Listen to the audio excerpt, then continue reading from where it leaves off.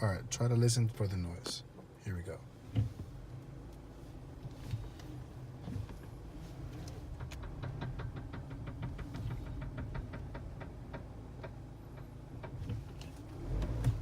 That right there.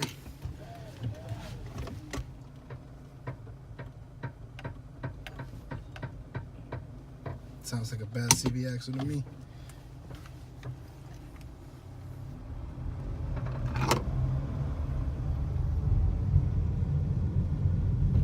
But don't worry, they still run and drive excellent. So if your car makes that noise, you're definitely going to want to get it checked out.